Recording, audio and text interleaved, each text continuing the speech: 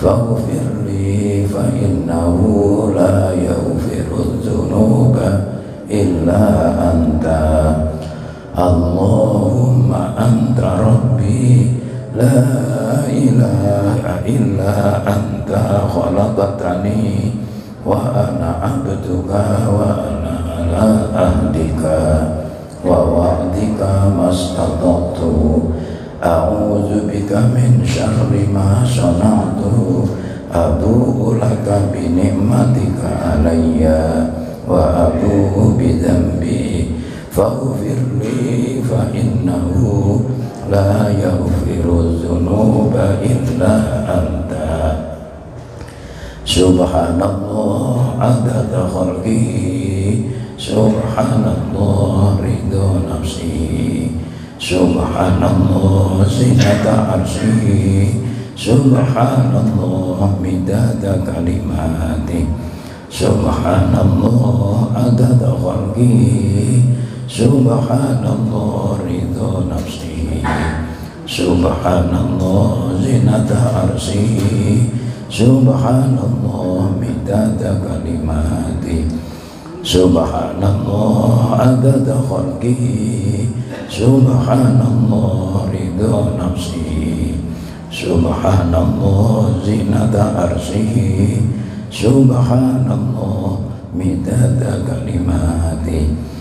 Raditu billahi rabba wa bil islami dina wa bi Muhammadin sallallahu alaihi wasallam nabiyyan wa rasulah. Raditu billahi rabba wa bil islami dina wa bi Muhammadin sallallahu alaihi wasallam nabiyyan wa rasulah. Raditu billahi rabba wa bil islami dina wa bi Muhammadin sallallahu alaihi wasallam nabiyyan wa rasulah. Sebelumnya saya minta maaf karena rencananya tadi nggak datang, tapi di WA jadi harus memaksakan diri datang. Mudah-mudahan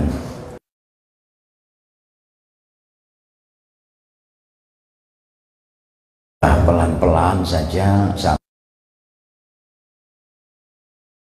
mudah-mudahan duduk kita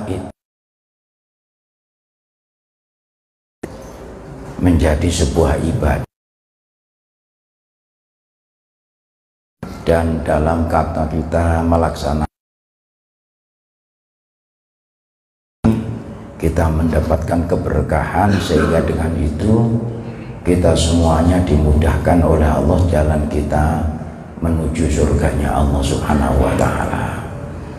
Sebab habis Isya ini juga saya harus ke Antasari dalam rangka kegiatan peringatan Isra Mi'raj. Nanti subuh saya harus ada di Pelita, di Masjid Pelita. Besoknya ada di Jalan Panjaitan. Kalau masih hidup, itu kalau masih hidup. Kalau nanti malam sudah mati ya sudah. Maka orang mukmin itu punya landasan meyakini kehidupannya cuma sehari saja. Besok sudah mati. Itu landasannya orang mukmin. Tidak hidupku masih lama enggak. Hidupku hanya besok, hanya sehari saja. Besok sudah mati. Kalau besok masih dihidupkan lagi, yakin besoknya aku mati. Sehingga dengan itu orang mukmin tidak lagi berkesempatan untuk melakukan perbuatan yang menimbulkan Allah murka. Tapi Allah senantiasa menyenangi kita karena kita menghiasi kehidupan kita dengan perbuatan baik. Ya, ini jadi saya mohon maaf nih ya, pelan-pelan saja, pelan-pelan. Saya nggak banyak nanti nerangkan, cuman satu hadis saja, satu hadis. Alhamdulillah minumnya sudah datang. Kemarin panas ini. Nah, masih panas. Jangan terlalu panas ya. Bismillahirrahmanirrahim.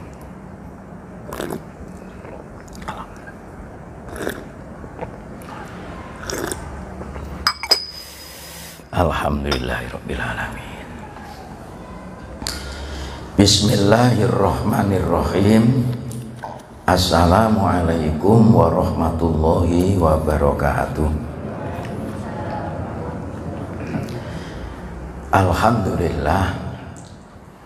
Alhamdulillahilladzi bi ni'matihi tatimmus sholihah. Asyhadu an la ilaha illallah wahdahu la syarikalah. Wa asyhadu anna Muhammadan abduhu wa rasuluhu la nabiyya ba'dah. Allahumma sholli ala sayyidina wa maulana Muhammad wa ala alihi wa ashabihi ajmain. La haula wa la quwata illa billahil aliyyil azim. Rabbi shrah li sadri wa yassir li amri wahlul 'uqdatam min lisani yafqahu qawli. Rabbi a'udzubika min hamazatis syayatin wa a'udzubika rabbi ayyahdurun.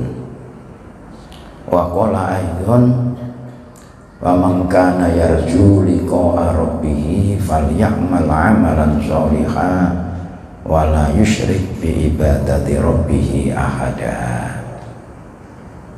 Bapak Ibu jamaah Masjid As-Salam Danau Meninjau yang dimuliakan oleh Allah Subhanahu wa taala, calon-calon penghuni surganya Allah Subhanahu wa taala.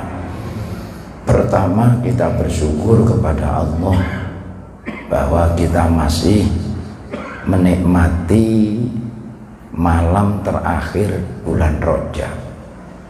Kalau nggak salah ini malam terakhir. Karena sudah lewat. Sebab Senin itu kan tanggal 27. Berarti kalau Selasa itu tanggal 28. Iya kan? Malam ini kan malam 29. Iya. Iya.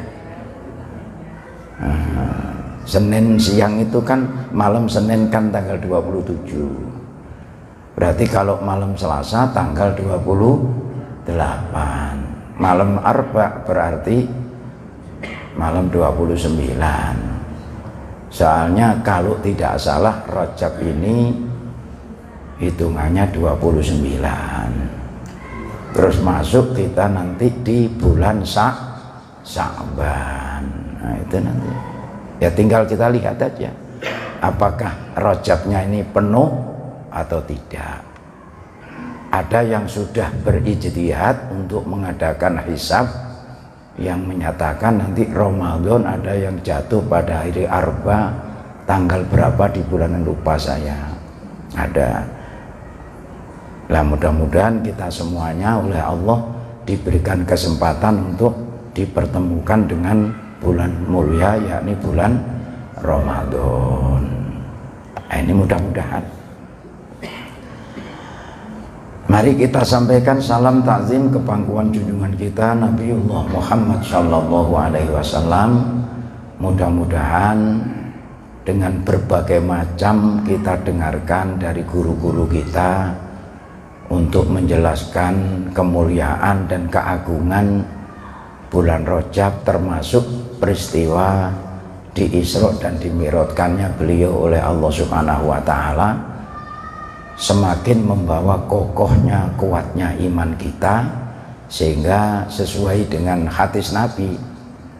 Nabi itu menyatakan seandainya di depan pintu rumahmu itu ada sungai yang airnya jernih gitu.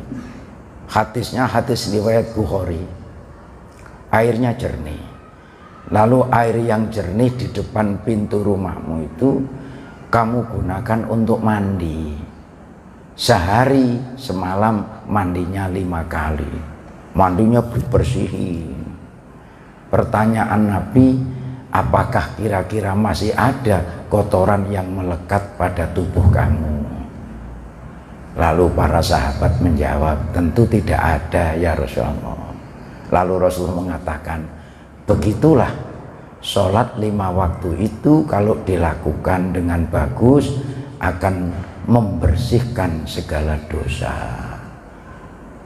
Maka orang mukmin itu dari sholat yang satu sudah niat untuk melakukan, menunggu sholat yang akan datang. Jadi sampai tadi selesai sholat maghrib sudah, ya Allah berikan kesempatan waktu untuk hambamu melakukan sholat isya. Nanti sesudah sholat isya niat, ya Allah mohon. Jadi orang mukmin itu selalu dalam kebaikan, makanya dikatakan oleh Nabi, niatnya orang mukmin itu lebih baik daripada ibadahnya. Nah ini kita jaga. Sehingga Rasulullah dalam sebuah hadis mengingatkan kepada kita, hadis riwayat Tabrani. Kata Rasulullah, ittaqillaha haitsuma kunta wa atbi'is sayyi'atal hasanata tamhuha wa khaliqin nasa bi khuluqin hasanin.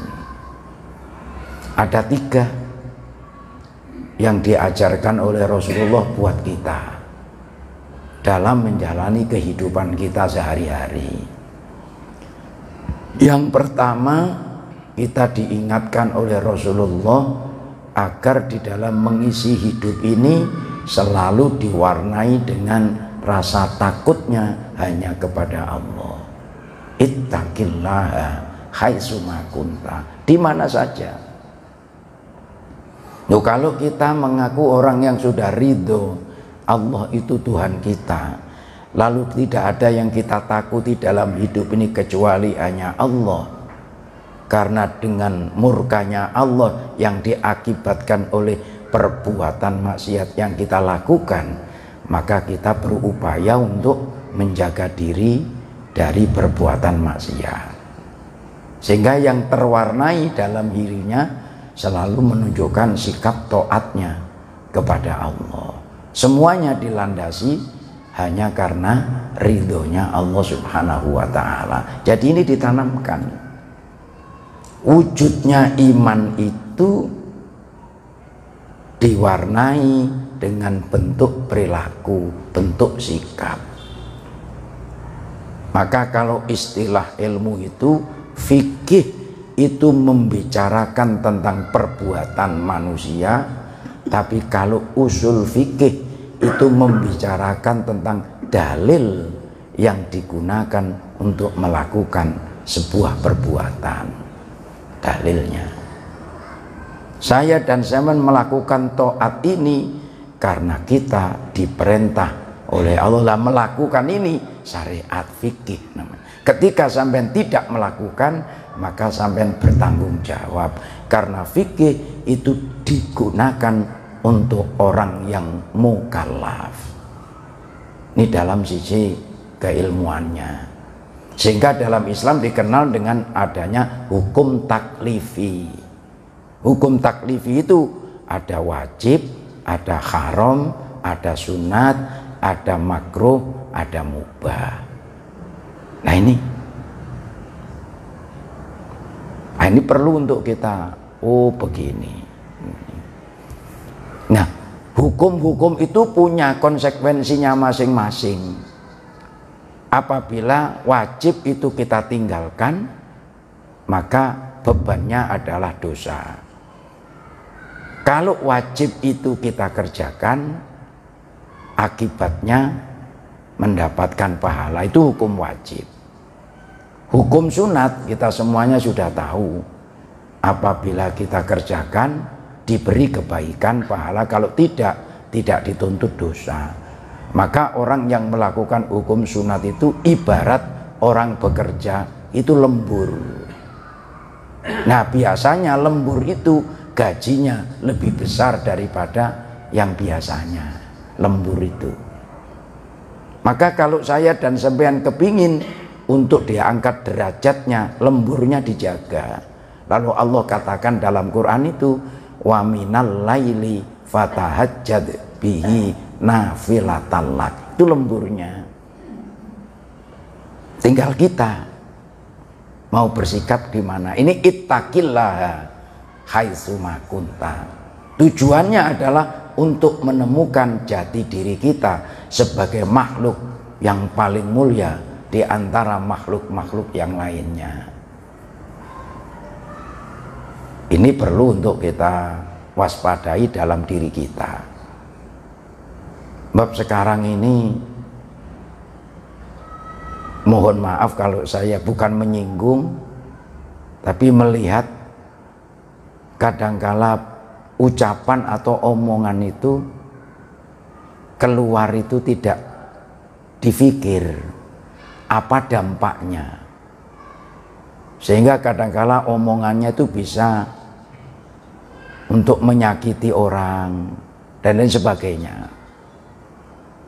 Sehingga kita kenal dengan istilah bahasa Indonesia itu mulutmu harimaumu. Kan ada kalau itu ya. Nah, ini hati-hati.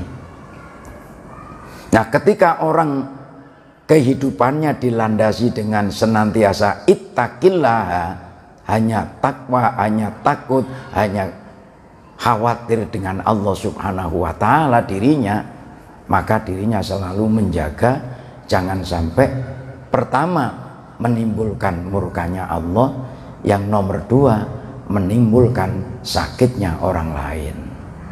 Ini diawasi, sebab semua yang kita lakukan itu akan menjadi tanggung jawab sekecil apapun ditanya oleh kita.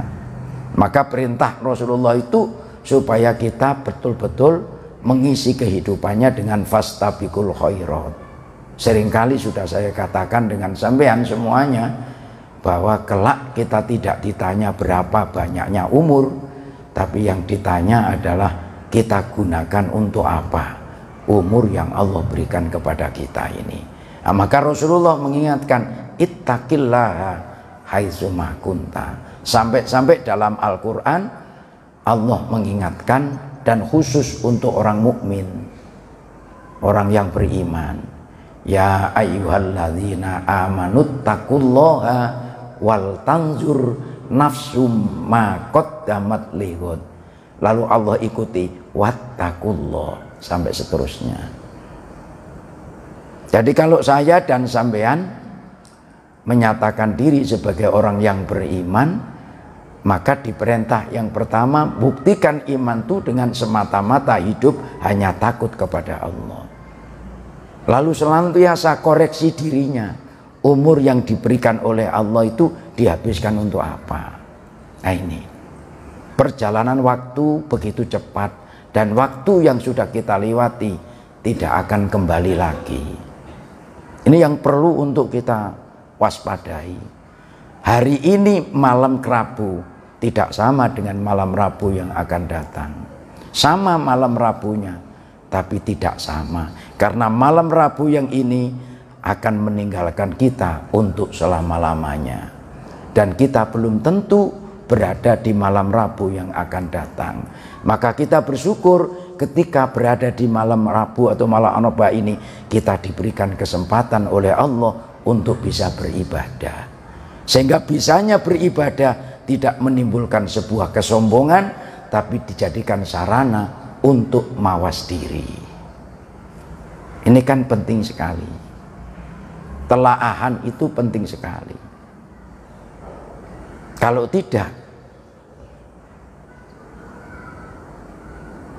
seorang wali Allah ditanya, apakah kamu tidak ingin untuk masuk surga? Tidak. Masuk surga tidak ingin. Masuk neraka juga tidak ingin. Apa jawabannya? Yang diinginkan adalah bertemu dengan Allah. Karena surga ya makhlukmu ya Allah, neraka ya makhlukmu ya Allah. Tidak ada yang aku cintai kecuali hanya Engkau ya Allah. Ciri orang yang bisa menikmati lezatnya iman, nikmatnya iman, tiga. Satu di antara tiga adalah manakala kita mencintai Allah dan mencintai Rasulnya, melebihi terhadap cinta kita terhadap yang lainnya. Nah, itu digunakan untuk mawas diri. Sudahkah kita menjadi orang yang beriman, yang kita cinta terhadap Allah, cinta kita kepada Rasul sudah melebihi daripada cinta kita kepada yang lainnya. Jadi kita sudah bisa menjawab sejauh mana iman kita masing-masing. Apakah mungkin kita menjadi kelompok orang yang fasik, yang kita tidak mau menyadarinya? Tampak di hadapan orang seperti kita orang alim, padahal ketika kita berada sendirian, diri kita rusak akhlak kita. Pernahkah kita telaah itu? Nah, ini. Mari semuanya itu kita gunakan untuk ngoreksi. Sampai Rasulullah mengajarkan doa, ya muqallibal qulub, sabbit qalbi ala dinika wa ala ta'atika wa ala imanik. Saking beratnya untuk menjaga hati, Rasulullah mengajarkan kita, wahai engkau ya Allah, zat yang mampu membolak-balikkan hati.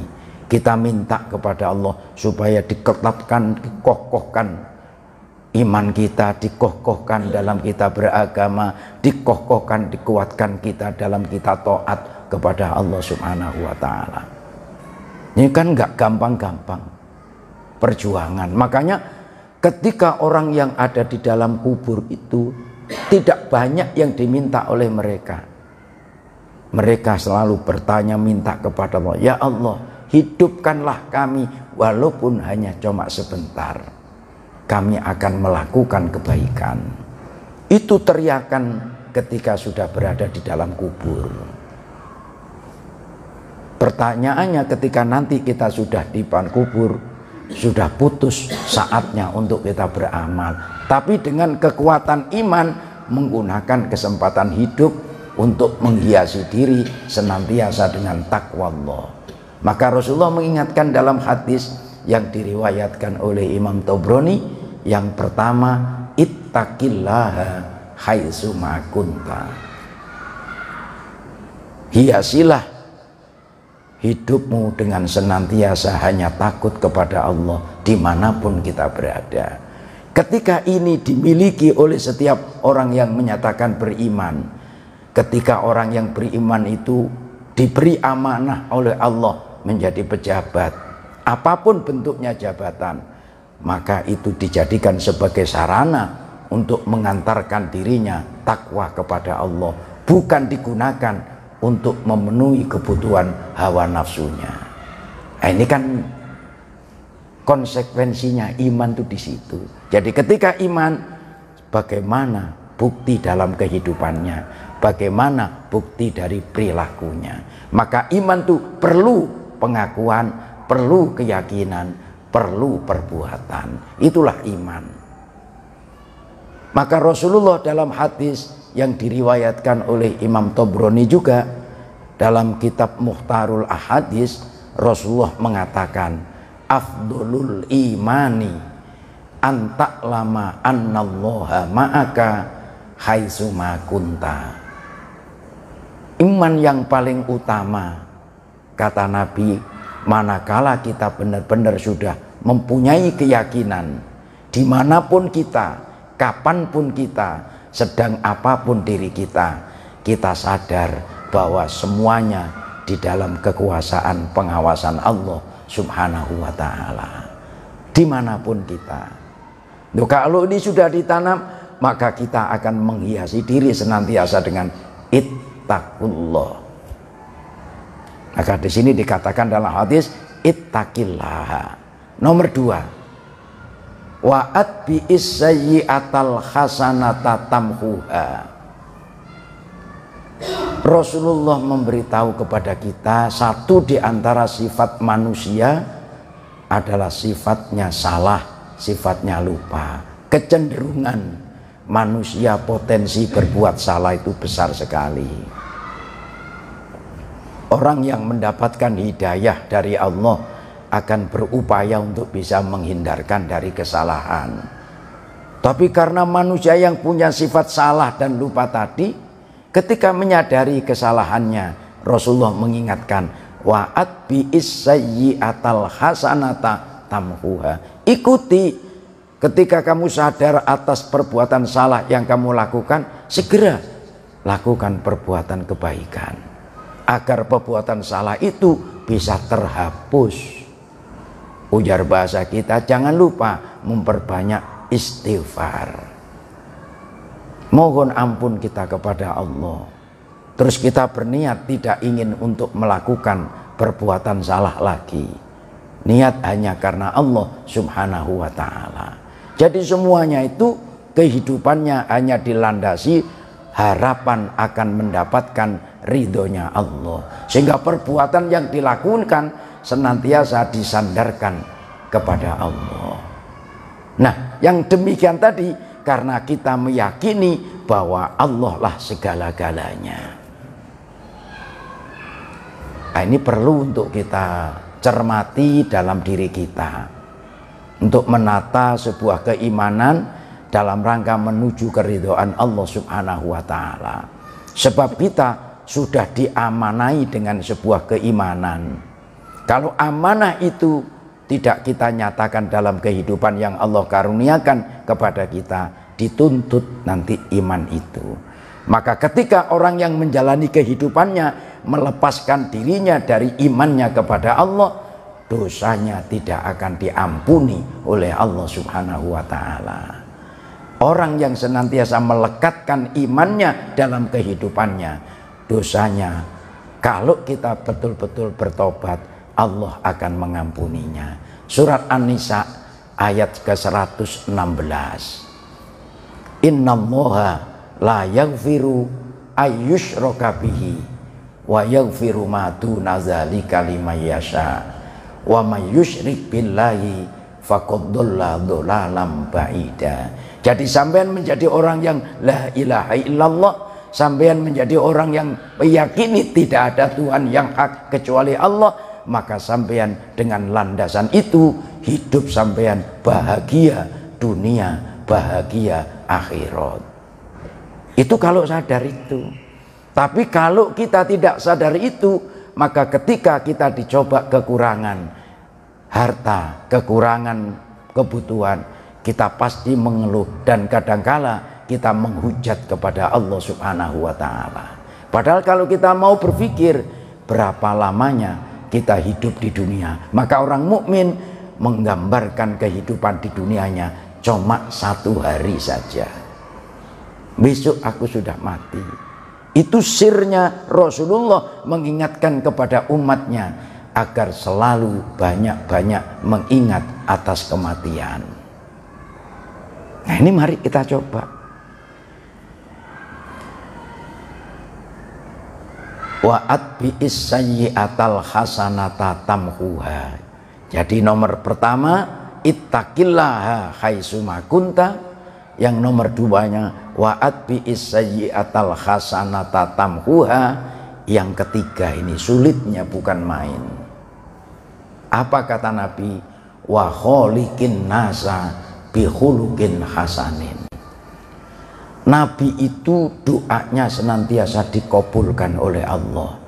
Dalam sebuah hadis Nabi menyatakan, aku meminta kepada Allah 3 perkara.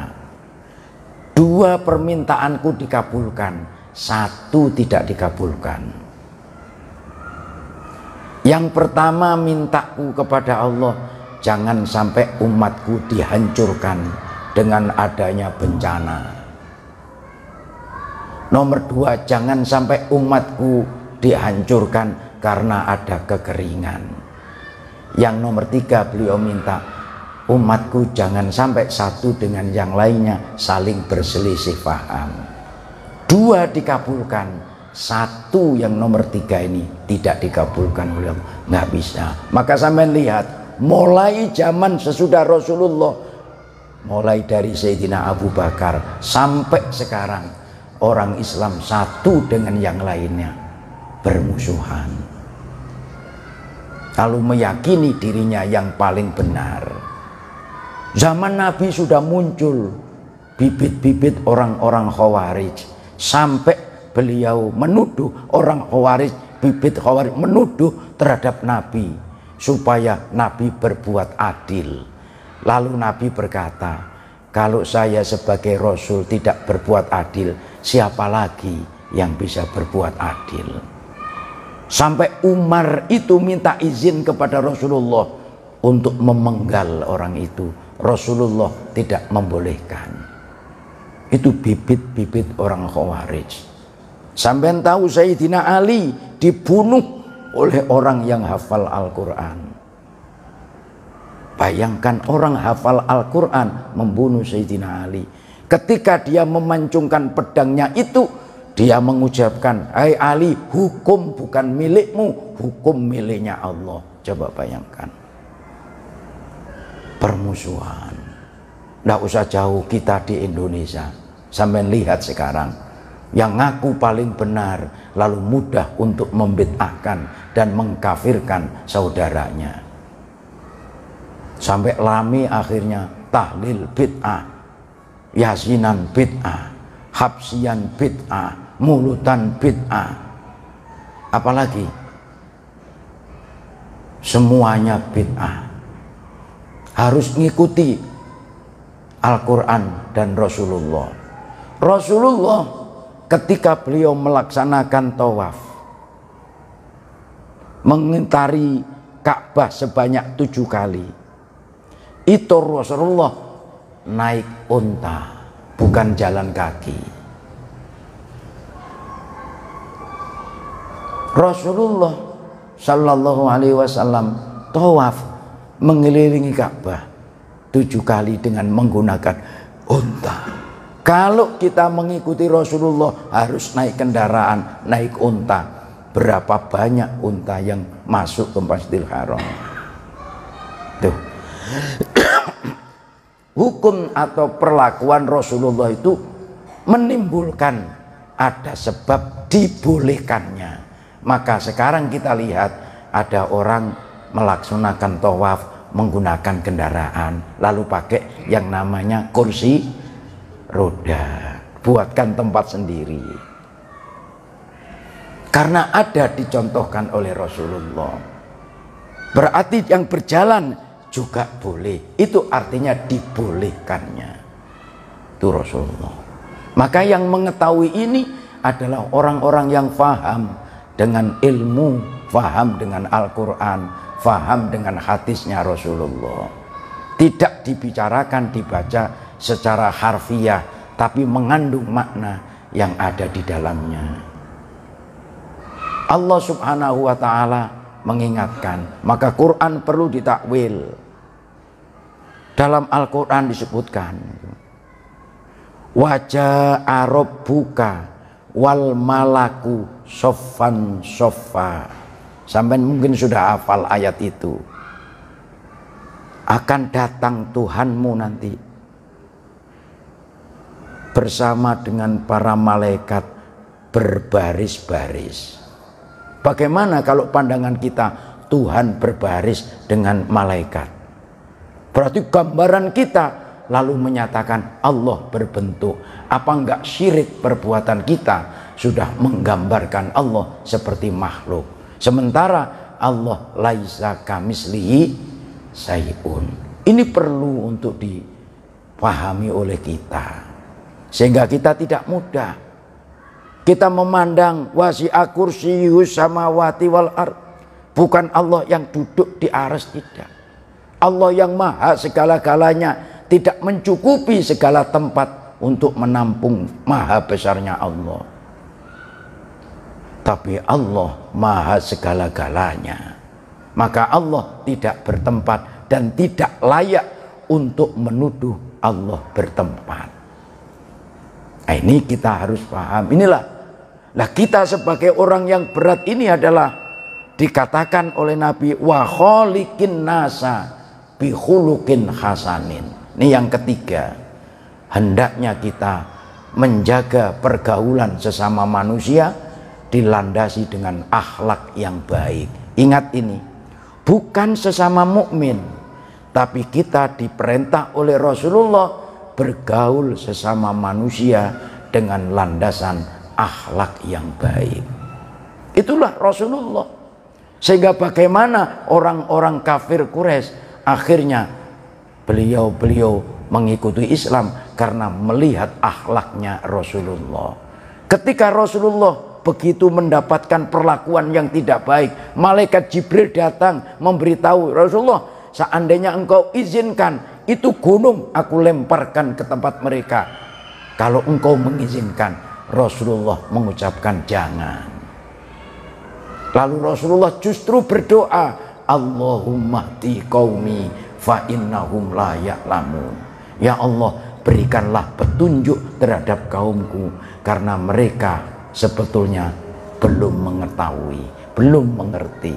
Rasulullah sikapnya, akhlak itulah yang tergambar dalam sikap orang-orang yang beriman. Maka kalau sekarang sesama mukmin terus caci mencaci, saling hina menghina, saling hujat menghujat, pantaskah kita masih berteriak sebagai umatnya Rasulullah Sallallahu Alaihi Wasallam? Mudah-mudahan dosa kita diampuni oleh Allah Subhanahu Wa Taala. Hadis satu saya jelaskan dengan sampean yang diriwayatkan oleh Imam Tobroni, ittaqillaha haitsuma kunta wa atbi'is sayyi'atal hasanata tamhuha wa khaliqin nasa bi khuluqin hasanin. Al-Fatihah. A'udzubillahi minasyaitonir rajim. Bismillahirrahmanirrahim. Alhamdulillahirrahmanirrahim. Iyyaka na'budu wa iyyaka nasta'in. Ihdinas siratal mustaqim. Shiratal ladzina an'amta 'alaihim ghairil maghdubi 'alaihim waladdallin. Amin. Amin ya mujibas sa'ilin. Bismillahirrahmanirrahim. Allahumma shalli ala sayyidina Muhammad wa ala ali sayyidina Muhammad. Alhamdulillahirabbil alamin. Allahumma inna nas'aluka ilman nafi'a wa amalan mutaqabbala wa yaqinan shadiqan wa rizqan wasi'an halalan thayyiban mubarakan bi rahmatika ya arhamar rahimin. Allahumma inna na'udzubika min ilmin la yanfa wa qalbin la yakhsha wa amalin la yurfa wa du'ain la yusma. Rabbana atina fid dunya hasanah wa fil akhirati hasanah wa qina azabannar walhamdulillahi rabbil alamin.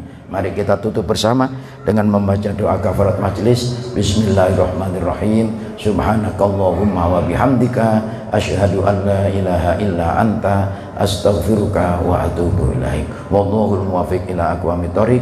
Wassalamualaikum warahmatullahi wabarakatuh.